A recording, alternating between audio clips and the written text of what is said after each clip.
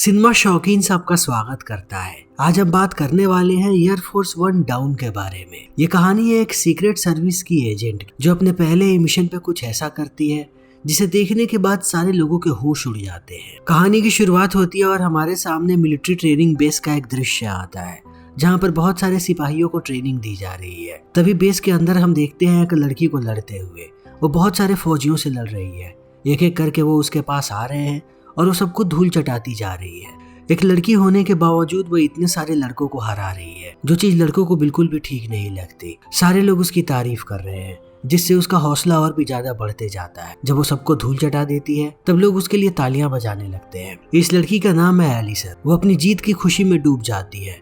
तभी उसका सीनियर पीछे से आके उसे उठा कर पटक देता है और उसका हाथ लॉक करने के बाद कहता है कि ये जिंदगी का सबसे बड़ा सबक है। कभी भी जीतने के बाद उसे सेलिब्रेट मत करो, क्योंकि वही तुम्हारी हार का कारण बन सकता है। एलिसन इन बातों को समझ जाती है। यहीं पर हम एक आदमी को देखते हैं जिसका नाम है सैम। सैम एलिसन के अंकल हैं। सैम ने भी एलिसन के यहाँ पे कारनामों को देखा है। वो बहुत ही ज्यादा प्रभावित है। थोड़ी देर के बाद ये लोग जा करके बाहर बैठ जाते हैं, मगर सैम का पूरा ध्यान टीवी पे है। टीवी पर प्रेसिडेंट का भाषण आ रहा है जिसका नाम है एडवर्ड। उसके भाषण को सुनने के बाद हमें पता लगता है कि एडवर्ड जल्दी ही जाने वाला है एक डील के लिए, वो भी दूसरे देश में। सैम जब इन चीजों को देख रहा होता है तब हमें पता लगता है कि वो भी काम करता है व्हाइट हाउस में और उसका काम है प्रेसिडेंट की सुरक्षा करना। इन चीजों को देखने के बाद एलिसन उससे पूछती है कि आपका काम कैसा चल रहा है। सैम कहता है कि सब कुछ बढ़िया है और मैं चाहता हूँ कि तुम भी मेरे साथ काम करो। एलिसन कहती है कि ऐसा क्यों? क्योंकि आप मेरे अंकल हैं। सैम कहता है कि नहीं, क्योंकि तुम इस काम को डिजर्व करती हो और तुम्हारे जैसे लोगों की ही हमारी टीम में जरूरत है। मुझे पता है कि तुम्हारे काम करने का तरीका ये नहीं है, मगर ये काम तुम्हें रास आएगा। तुम एडवर्ड को तो पसंद करती हो। एलिसन कहती है कि नहीं, मुझे ऐसे लोग बिल्कुल भी पसंद नहीं है जिन्हें चीजें विरासत में मिलती है, और एडवर्ड के साथ भी यही हुआ है। पता नहीं कि वो देश को चला पाएगा या नहीं। सैम कहता है कि एक बार तुम मुझसे मिल लो, कहीं तुम्हारी सोच बदल जाए। तुम्हें उसके साथ काम करने की जरूरत। थोड़ा सोचने के बाद एलिसन मान जाती है और कुछ वक्त के बाद ये लोग पहुंचते हैं व्हाइट हाउस। तब हम एडवर्ड को देखते हैं अपनी टीम के साथ। वो उनसे बातें कर रहा है कि उसे ये डील करनी चाहिए या नहीं करनी चाहिए। बहुत सारे लोग खिलाफ हैं। उनका मानना है कि इतने छोटे से देश के साथ इन्हें कोई डील नहीं करनी चाहिए, मगर एडवर्ड इनकी बातों को नहीं मानता। वो बार बार सारे लोगों को ऐसे ही चैलेंज करते रहता है और आज भी उसने यही किया है। जैसे ही वो बाहर आता है उसकी नजर पड़ती है एलिसन पे जो उसे सैल्यूट कर रही है। उसने एलिसन को पहली बार देखा है। वो ज्यादा देर तक उससे बात नहीं करता और चला जाता है। तब हम वाइस प्रेसिडेंट को देखते हैं जिसका नाम है हैंसन। ये दोनों अपने टूर के बारे में बात करने लगते हैं कि इन और किन किन चीजों का ध्यान रखना है। दूसरी तरफ सैम अपने पूरे टीम के साथ बैठा है और सारी स्ट्रेटेजी बना रहा है कि उन्हें कैसे सुरक्षित रखना है एडवर्ड को। स्ट्रेटेजी बनाने के बाद वो बाहर आकर के मिलता है एलिसन से और उसे कहता है कि कल तुम भी हमारे साथ चल रही हो। तुम पहली बार बैठोगे एयरफोर्स वन में।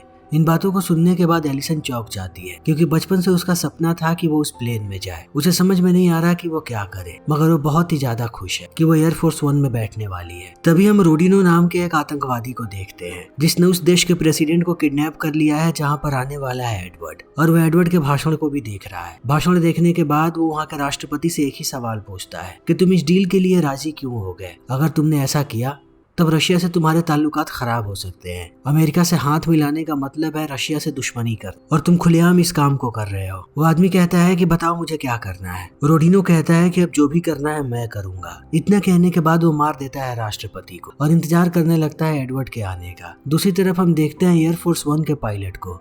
वो जैसे ही घर के अंदर दाखिल होता है वो देखता है कि उसके घर के सारे लोगों को बंधक बना करके रखा है एक आदमी ने। वो इस पे बंदूक तानता है और कहता है कि अगर अपने परिवार को जिंदा देखना चाहते हो तो अभी कभी कॉल करके कहो कि कल के प्लेन को तुम नहीं उड़ा पाओगे और तुम नहीं आ रहे। तो पायलट डर के मारे यही काम करता है। कॉल के कटने के बाद ये आदमी उसे मार देता है और उसका आईडी कार्ड ले लेता है ताकि बिल्कुल उसकी तरह बन जाए। अगले दिन हम देखते हैं एयरफोर्स वन प्लेन को। सारी की सारी यहाँ पर तैयारियां हो रही होती हैं, लेकिन अभी कोई भी नहीं आया है। तभी रोडिनो का एक आदमी चला आता है अंदर और अपना पूरा षड्यंत्र तैयार कर रहा है धीरे धीरे सबको मारने के लिए, और दूर से रोडिनो इन सारी चीजों को मॉनिटर कर रहा है।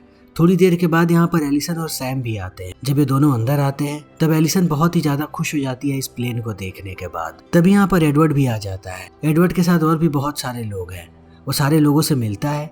उसे देखने के बाद फिर से एलिसन उसे सैल्यूट करती है। वो थोड़ी देर तक उसकी तरफ देखता है फिर चला जाता है। सारे लोग एडवर्ड को लेकर के जाते हैं उसके आलीशान कमरे में जहाँ से वो काम करने वाला है। दूसरी तरफ सैम एलिसन को कहता है कि रात ही मुझे एक बहुत ही बुरी खबर मिली है। इस प्लेन का जो रेगुलर पायलट है उसने आने से मना कर दिया। पता नहीं वो ठीक भी है या नहीं। तभी हम रोडिनो के आदमी को देखते हैं जो एक एक करके यहाँ के लोगों को मार रहा है, और हम उसी आदमी को देखते हैं जिसने मारा था यहाँ के पायलट को, और अब उसकी जगह पे वो इस प्लेन को उड़ा रहा है। जैसे ही प्लेन टेक ऑफ होता है उसके को पायलट सैटेलाइट से कनेक्ट करने की कोशिश करते हैं अपने बेस से। इस चीज को देखने के बाद वो पायलट इन दोनों को मार देता है। अब पूरा का पूरा प्लेन इनके कंट्रोल में है। टेक ऑफ होने के बाद अंदर हमें पता लगता है बहुत सारे रिपोर्टर्स हैं जो इंटरव्यू लेना शुरू कर देते हैं एडवर्ड का। सारे लोग एक ही सवाल पूछते हैं कि आप इतने छोटे देश में क्यों जा रहे हैं? इस देश के साथ डील करने के बाद हमारा कुछ भी भला नहीं होने वाला, हम कभी भी फायदे में नहीं रहेंगे। तब एडवर्ड कहता है कि उस देश के अंदर बहुत सारा तेल है और उस देश के पास इतने रिसोर्सेस नहीं है कि वो सारे तेल को निकाल सके, इसीलिए मैं उनकी मदद कर रहा हूँ। एक बार तेल वहां से निकलना शुरू हो गया तब उस देश का भी भला होगा और हमारा भी। खास करके वर्कर्स के पास बहुत ही ज्यादा काम होगा। अभी इनकी बातें चल ही रही होती है तभी रोडिनो पूरे के पूरे प्लेन को टेक ओवर कर लेता है और स्पीकर पे सबको धमकी देता है और राष्ट्रपति को बताता है कि मेरा नाम है रोडिनो, मैं एक रशियन जनरल हूँ और अभी पूरा का पूरा प्लेन मेरे कंट्रोल में है। हर तरफ मेरे लोग फैले हुए हैं। अगर किसी ने कोई भी चालाकी करने की कोशिश की तब तुम सारे लोग मारे जाओगे, और अगर तुम लोग शांत बैठे रहे तो थोड़ी देर के बाद तुम सारे लोग मेरे पास रहो, तब मैं तुम्हें बताऊंगा कि आगे क्या करना है। इन बातों को सुनने के बाद ये सारे लोग अलर्ट हो जाते हैं। जितने भी गार्ड्स हैं वो एडवर्ड को लेकर के जाते हैं सिक्योर रूम में, और सैम के साथ बाकी लोग आगे बढ़ते हैं ताकि देख सके कि रोडिनो के लोग कहाँ पर हैं। दूसरी तरफ एक एक करके रोडिनो के लोग सारे गार्ड्स को मार रहे हैं। सबको मारने के बाद वो कॉकपिट तक पहुंच जाते हैं। सैम एलिसन को लेकर के आता है हथियार निकालने के लिए। जब ये लोग हथियार निकाल रहे होते हैं तभी रोडिनो का हैकर कहता है कि मैंने पूरे सिस्टम को हैक कर लिया है। अमेरिकी सरकार को यह बात पता भी नहीं लगेगी कि उनका प्लेन अब रॉन्ग डायरेक्शन में जा रहा है। उन्हें ऐसा लगेगा कि वो जहाँ जाने वाले थे वो वहीं पर जाने वाले हैं, यानी कि कोई भी हमारे पीछे नहीं आने वाला। हमें बस अंदर के लोगों का ख्याल रखना है और एडवर्ड के अलावा सारे लोगों को मार देना है। अब पायलट प्लेन को मोड़ने लगता है ताकि टर्बुलेंस हो। टर्बुलेंस इतना तेज होता है कि सैम गिर जाता है नीचे और उसके पैर पे चोट लग जाती है। जब रोडिनो के सारे लोग ढूंढते हैं एडवर्ड को और वो नहीं मिलता तो पायलट कॉकपिट से कहता है कि अगर जल्दी से एडवर्ड बाहर नहीं आया तब वो बाकी लोगों को मारने लगेंगे। तभी रिपोर्टर के बीच हम देखते हैं कि रोडिनो का आदमी है जो अंदर के भी गार्ड्स को मारने लगा है। इन चीजों को देखने के बाद एडवर्ड बाहर आ जाता है क्योंकि वो नहीं चाहता कि मासूम लोग मारे जाएं। जैसे ही वो बाहर आता है उसके बचे हुए गार्ड्स को भी मार दिया जाता है और अब इन लोगों ने एडवर्ड को पकड़ लिया है। दूसरी तरफ सैम कहता है कि मैं घायल हूँ, मैं बाकी लोगों से लड़ रहा हूँ, तुम जाओ एडवर्ड के पास। अब तुम्हारी जिम्मेदारी है कि तुम्हें कैसे भी एडवर्ड को बचाना है। एलिसन तैयार होकर के चली जाती है। तब बाकी लोग एडवर्ड को लेकर के आते हैं उसके सिक्योर कमरे में और उसकी बात करवाते हैं रोडिनो से। रोडिनो से बात करते ही एडवर्ड एक ही शब्द कहता है कि तुम हमेशा से एक देशद्रोही रहे हो, तुम अब उस छोटे से देश में क्या कर रहे हो, तुम उन लोगों की भी जिंदगी बर्बाद करना चाहते हो, तुमसे सारे लोग नफरत करेंगे। रोडिनो कहता है कि ये बात उन्हें बताएगा कोई भी नहीं, मैंने उनके राष्ट्रपति को मार दिया है और जब तक मेरा प्लान पूरा होगा मैं इनका राष्ट्रपति बन जाऊंगा, इन सब का हीरो। मैं जो चाहूंगा इस देश में वही होगा। अब मैं जैसा कहता हूँ ऐसा करो। अभी के अभी एक मैसेज रिकॉर्ड करो वीडियो में जिसमें तुम बोलोगे कि तुम इस देश के साथ ऑयल की कोई भी डील नहीं कर रहे, तुम डील को कैंसिल कर रहे हो और जितनी जल्दी हो सके ये वीडियो इंटरनेट पे होनी चाहिए। अगर तुमने जरा सी भी देरी की तो तुम्हें पता है कि तुम्हारे कितने सारे लोग इस प्लेन में हैं। तुम्हारे बचे हुए लोगों के साथ साथ हम सारे के सारे रिपोर्टर्स को मार देंगे। इतना कहने के बाद वो फोन रख देता है। अब एडवर्ड बहुत ही ज्यादा गुस्से में है। वो देखता है कि कमरे में सिर्फ एक ही आदमी है, तब वो उस पर हमला कर देता है। बहुत देर तक इनके बीच लड़ाई होती है मगर अंत में वो आदमी बंदूक तान देता है एडवर्ड पे। तभी हम देखते हैं कि एलिसन बाहर आ चुकी है। वो देखती है कि एक और आदमी दरवाजे पे खड़ा है जो दरवाजे पे नॉक कर रहा है, लेकिन वो एक बार नहीं बल्कि 5 बार दरवाजे पे नॉक करता है, यानी कि ये इनका सीक्रेट है। 5 बार नॉक करने के बाद दरवाजा खुलता है और ये आदमी जाता है अंदर। इसके पास पूरे के पूरे सिक्योरिटी वालों की लिस्ट है। इसमें इन लोगों ने टिक करके रखा है कि कितने लोगों को इन लोगों ने मार दिया और कितने लोगों को और मारना बाकी है। लिस्ट को एक्सचेंज करने के बाद वो आदमी चला जाता है बाहर। तब एलिसन भी ऐसा ही करती है, वो भी 5 बार नॉक करती है दरवाजे पे। जैसे ही वो आदमी दरवाजा खोलता है वो टूट पड़ती है उसके ऊपर। बहुत देर तक इनके बीच घमासान लड़ाई होती है मगर इस आदमी को पता नहीं है कि एलिसन को हराना मुश्किल ही नहीं नामुमकिन है। वैसे 10 मर्दों से रोज लड़ती थी। वो बहुत देर तक इससे लड़ती रहती है और अंत में इसका गला काट देती है चाकू से। फिर एडवर्ड को कहती है कि घबराने की जरूरत नहीं है, आप सुरक्षित हैं। एडवर्ड ऐसी फाइट देखने के बाद आश्चर्यचकित है कि एक लड़की इतना बेहतरीन फाइट कैसे कर सकती है। दूसरी तरफ सैम देखता है कि जहाँ पर सारे रिपोर्टर्स हैं वहाँ पर रोडिनो का एक आदमी है। तब वो उस पर हमला कर देता है ताकि वो इन सारे लोगों को छुड़ा सके, मगर वो आदमी उसे मार करके गिराता है। तभी बाकी लोग भी आ जाते हैं और वो सैम पे बंदूक तान करके कहते हैं कि हमें सारे के सारे गार्ड्स के बारे में पता लग गया, बस एक लड़की का पता नहीं चल रहा जो शायद तुम्हारी भतीजी है, बताओ कि वो कहाँ पे है। मगर सैम कुछ भी नहीं बताता। तभी हम एलिसन को देखते हैं जो एडवर्ड को लेकर के आ चुकी है दूसरे कमरे में। ये अपने लिए पैराशूट निकाल रहे हैं। तभी वो लोग अनाउंसमेंट करना शुरू कर देते हैं। उन्हें पता है कि सैम अपना मुंह नहीं खोलेगा। वो लोग पूरे स्पीकर पे एलिसन को कहते हैं कि अगर अभी के अभी तुम हमारे सामने नहीं आई एडवर्ड को लेकर के, तब हम सैम को मार देंगे। इन बातों को सुनने के बाद सैम चिल्ला करके कहता है कि चाहे कुछ भी हो जाए वापस मत आना, तुम्हारी जिम्मेदारी है कि तुम एडवर्ड को बचाओ। इस बात को सुनते ही ये लोग सैम को गोली मार देते हैं। इन आवाजों को सुनने के बाद कहीं ना कहीं एलिसन अंदर से टूट जाती है कि उसने अपने अंकल को खो दिया। वो अपने आप को संभालती है और एडवर्ड को कहती है कि हमें नीचे कूदना पड़ेगा। ये लोग पैराशूट से नीचे कूद जाते हैं। इस चीज को देखते ही ये सारे लोग बौखला चुके हैं। जितने भी अंदर रिपोर्टर्स थे एक एक करके ये लोग सबको मार देते हैं और रोडिनो को इत्तला करते हैं कि वो दोनों कूद चुके हैं प्लेन से। रोडिनो तुरंत लोकेशन देखता है और अपने सारे आदमियों को अलर्ट करके बोलता है कि उस जगह पे जाओ जहाँ पर ये लोग लैंड करने वाले हैं। जिस हैकर ने प्लेन के सिस्टम को हैक किया था, इनके आने के बाद वो भी उसे छोड़ देता है। तब तुरंत जानकारी बेस पे पहुंच जाती है कि ये प्लेन कहीं और ही है। हर जगह बात फैल जाती है। तब सबसे पहला कॉल जाता है वाइस प्रेसिडेंट हैंसन के पास। इन बातों को सुनने के बाद वो परेशान हो जाती है और तुरंत पहुंचती है सिक्योरिटी चीफ के पास जिसका नाम है मार्क मिलर, और उसे बताती है कि एडवर्ड गायब है उस प्लेन से, चाहे कुछ भी हो जाए पूरी टीम को लेकर के जाओ। ये बात बाहर आए उससे पहले एडवर्ड वापस आना चाहिए। मार्क भी निकल जाता है। तभी हम एलिसन को देखते हैं और एडवर्ड को। नीचे आने के बाद ये लोग पहुंचते हैं एक चर्च में, जरूरत की कुछ चीजें लेते हैं और आगे निकलने लगते हैं जंगल की तरफ। उन्हें पता है कि रोडिनो अपने आदमियों को जरूर भेजेगा, इसीलिए इन्हें यहाँ से दूर निकलना है और रोडिनो ऐसा ही करता है। वो अपने सारे आदमियों को तैयार करता है और भेजने लगता है उस लोकेशन पे। कुछ घंटे चलने के बाद ये लोग पहुंचते हैं जंगल के बीचों जहाँ पर एक घर है वीरान सा। ये दोनों चले आते हैं, दोनों ही घायल हैं। ये लोग अपने जख्मों का उपचार करना शुरू कर देते हैं। एलिसन देखती है कि एडवर्ड अपने जख्मों को साफ नहीं कर पा रहा।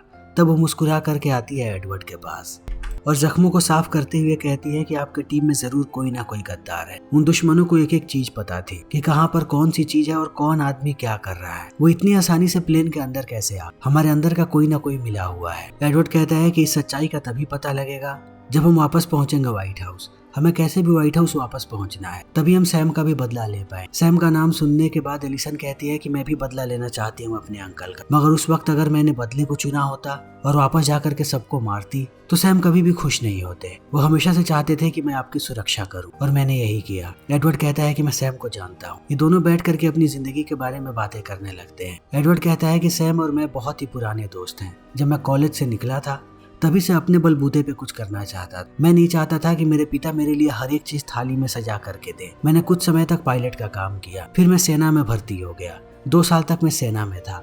जब मैं चीजों को समझ गया कि सिर्फ सेना में रहने से मैं दुनिया को नहीं बदल सकता, तब मैंने पॉलिटिक्स ज्वाइन किया और बहुत मेहनत करने के बाद मैं राष्ट्रपति बना। और आज भी मेरी यही कोशिश होती है कि मैं अमेरिका को जितना हो सके उतना बेहतर बनाऊं। इन बातों को सुनने के बाद एलिसन कहती है कि ये कहानियां सारे लोगों तक पहुंचनी चाहिए, क्योंकि लोगों को लगता है कि आपको सब कुछ अपने पिता के कारण मिला है। एडवर्ड कहता है कि मैं अपनी कहानी दुनिया को नहीं सुनाना चाहता, मैं सिर्फ अपना काम बताना चाहता हूँ ताकि लोग मुझे अपने काम के बेसिस पे जज करें, ना कि मेरी कहानी पे। एलिसन कहती है क्योंकि मैं भी आपके बारे में वही सोचती थी, लेकिन अब मेरी सोच बदल चुकी है। मैं हमेशा से अपने पिता के बहुत करीब थी, वो भी आर्मी में थे। उनके मरने के बाद सैम ने ही मेरा ख्याल रखा, वो मेरे पिता की तरह थे। उनके मरने के बाद अब मुझे समझ में नहीं आ रहा कि मेरे परिवार में कोई बचा भी है या नहीं। दोनों बातें करते करते सो जाते हैं।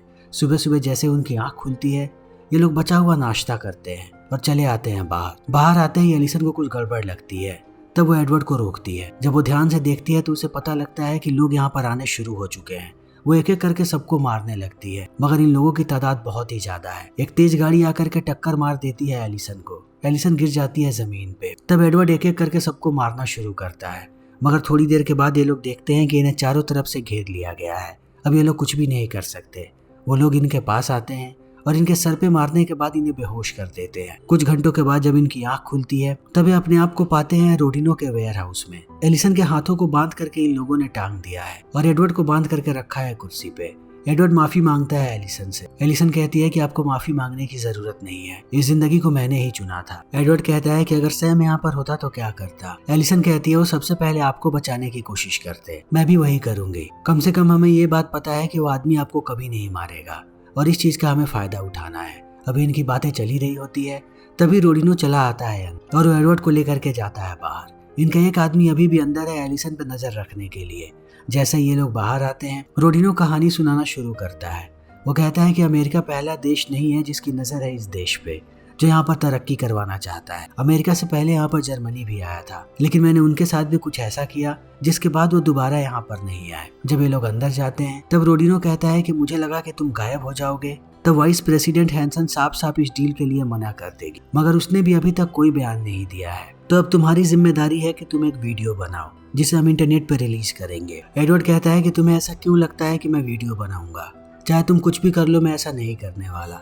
रोडिनो कहता है कि मुझे ये बात पता है, लेकिन मैं ये बात भी जानता हूँ कि हमारे पास एक लड़की जिसकी तुम परवाह करते हो, उसके पास एक ऐसा आदमी है जो बार बार उसका बलात्कार करे और बार बार उसे पीटेगा भी। जब तक तुम वीडियो नहीं बनाओगे तब तक उसके साथ ये चीजें होती रहेंगी। इन बातों को सुनने के बाद एडवर्ड डर जाता है और दूसरी तरफ वो आदमी जाता है एलिसन के पास। जब वो उसके कपड़े काटना शुरू करता है तभी एलिसन उस पर टूट पड़ती है। वो सबसे पहले उसे पीटती है, उसके बाद उसे मार करके बढ़ती है आगे। अब वो एक एक करके सारे लोगों को मार रही है और दूसरी तरफ ये लोग एडवर्ड के लिए नए कपड़े लाए हैं ताकि वो अच्छे से वीडियो बना सके, मगर एलिसन को कोई नहीं रोक पा रहा। वो आगे बढ़ती है और जो भी उसके सामने आता है वो उसका खात्मा कर देती है। हर तरफ उसने लाशें बिछा दी हैं। थोड़ी देर के बाद चीखों की आवाज पहुंच जाती है इन कमरों में। तब रोडिनो भी इन आवाजों को सुनता है। इस चीज को सुनने के बाद एडवर्ड मुस्कुराता है और कहता है कि शायद तुम लोगों ने उस लड़की को लड़ते हुए नहीं देखा है, मैंने उसे लड़ते हुए देखा है। तुम सबकी शामत आने वाली है। और ऐसा ही होता है। एलिसन बड़ी बेरहमी से उन लोगों को मार रही है। वो उन्हें ऐसे काट रही है जैसे कोई गाजर मूली काटता हो। एक वक्त के लिए अब रोडिनो भी डर जाता है।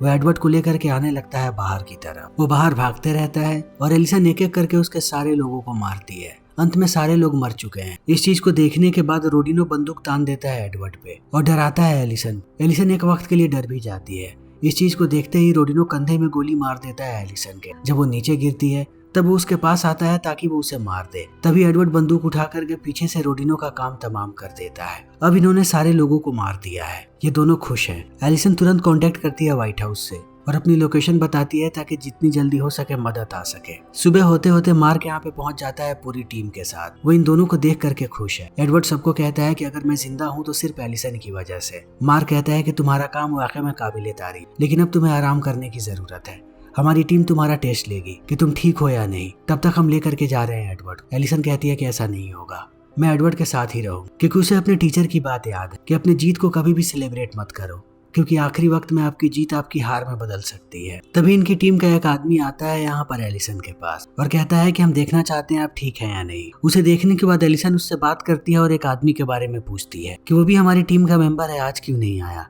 तो वो कहता है कि वो छुट्टी पे है। इस बात को सुनते ही वो उसकी बंदूक छीन करके उसे गोली मार देती है और बाकी सारे लोगों को भी। फिर वो बंदूक तानती है मार्क पे और एडवर्ड को कहती है कि यही गद्दार है। मैंने एक ऐसे आदमी का नाम पूछा जो मेरे घर पे काम करता है और इन लोगों का कहना है कि वो इनकी टीम का मेंबर है, यानी कि मार्क बाहर के लोगों को लेकर के आया है। इस चीज को देखते ही मार्क भी बंदूक तान देता है एडवर्ड पे और कहता है कि ये सारे लोग हमारे दुश्मन हैं और तुम दुश्मनों के साथ काम करने जा रहे हैं। ये काम बिल्कुल भी अच्छा नहीं है। अगर तुमने साइन किया तब तुम जिंदा नहीं बचोगे। वो अपना ट्रिगर दबाने ही वाला होता है, तभी एलिसन उसे मार गिराती है और मारने के बाद एडवर्ड को कहती है कि जितनी जल्दी हो सके हमें यहाँ से निकलना पड़ेगा। ये लोग पहुंच जाते हैं एयरपोर्ट पे। तभी इन्हें एक छोटा सा प्राइवेट प्लेन नजर आता है। ये दोनों जाकर के उसमें बैठ जाते हैं और एडवर्ड प्लेन को उड़ाना शुरू करता है। कुछ देर के बाद ये लोग चले आते हैं वापस अमेरिका। अगले दिन एडवर्ड पूरे के पूरे राष्ट्र को संबोधित करता है और अब तक क्या हुआ है उन्हें सारी चीजें बताता है। फिर इसी के साथ ये फिल्म यहीं पर खत्म हो जाती है।